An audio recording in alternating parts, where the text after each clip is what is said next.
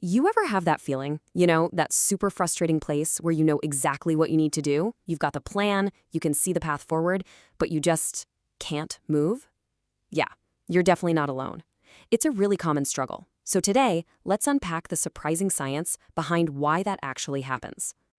And it's this thought right here that kicks it all off for so many of us. We're talking about capable, driven people who are just stuck in this maddening internal loop. You've got the knowledge, you've got the skills, but for some reason, taking action feels impossible. It's this huge gap between what your mind knows and what your body is willing to do. And almost immediately, that confusion, it turns into self-judgment. We start questioning everything, our character, our desire, our willpower. It's a really short leap from feeling stuck to feeling genuinely broken. And that feeling, it's usually wrapped in a pretty thick layer of shame. But what if this isn't a moral failure at all? Let's just try to reframe this whole internal conflict for a second. It's not about you being flawed, it's about a fundamental disconnect between two really different, really powerful systems that are operating inside you. Okay, so this is where it all splits. You've got knowing on one side and doing on the other. Knowing is a cognitive thing. It happens in the logical part of your brain that can map out a perfect plan. But doing? Well, that's different. That requires consent from your nervous system, the ancient, protective part of you that's constantly scanning for safety. So your brain can be yelling, go, but if your body doesn't feel safe, the brakes are going to stay on. And this is exactly where we tend to get it all wrong. We take this biological safety signal, this, lack of consent from our nervous system, and we slap a moral label on it. We call it laziness or procrastination, and we turn what is basically a neutral signal into some kind of negative character trait. We start telling ourselves these stories, don't we? We conclude we're just lazy or we're undisciplined. Or maybe we decide we just don't want our goals badly enough. And every single one of these judgments just adds another layer of shame and pressure, which, ironically, only makes the whole problem worse. So let's just pause here for a moment, because this is the real turning point. Let's consider a totally new possibility. What if this feeling we call resistance has absolutely nothing to do with our worth or our willpower? What if it's something else entirely? The real source isn't in your character. It's actually in your biology. This feeling of resistance, it's a highly sophisticated calculation that's being run by your nervous system. It's an ancient protector that is really just trying to keep you safe. And here's the key idea. Resistance is your nervous system trying to protect you from what it perceives as upcoming pain.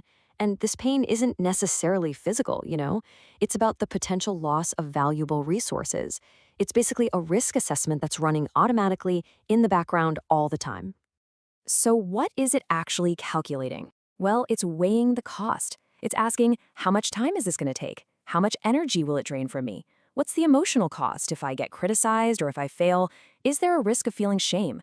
If that perceived cost is too high, the system generates resistance to try and conserve those resources. And this is where ambiguity becomes a huge problem. See, when a task is vague or the scope is unclear, things like write the report or get in shape, your nervous system can't accurately calculate the cost. So just to be safe, it assumes the absolute worst. It imagines an infinite amount of pain and effort. And that ambiguity, it's a massive, massive driver of resistance. Okay, so if resistance is a threat signal, what happens when we just try to push through it? I mean, it seems logical, right? Just apply more force. But biologically, that is probably the worst thing you can do. This lays out the vicious cycle perfectly. Step 1, you feel that resistance, and you label it as laziness. Step 2, you apply pressure. You start yelling at yourself to get motivated, but your nervous system doesn't hear motivation, it just hears a threat. So in steps 3 and 4, it doubles down. It strengthens the resistance to protect you from this new internal attack. And that is the paradox. The more effort you put into forcing yourself to do something, the less capacity you actually have to do it.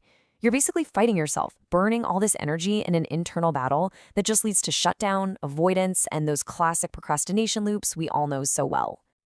And the long-term cost of getting this diagnosis wrong is huge. Every single time you label this signal as a personal failing, your trust in yourself erodes a little bit. You start to believe you're the kind of person who just doesn't follow through. And that makes it so much harder to start again next time, and any momentum you had just completely collapses. So, if fighting resistance doesn't work, what's the alternative?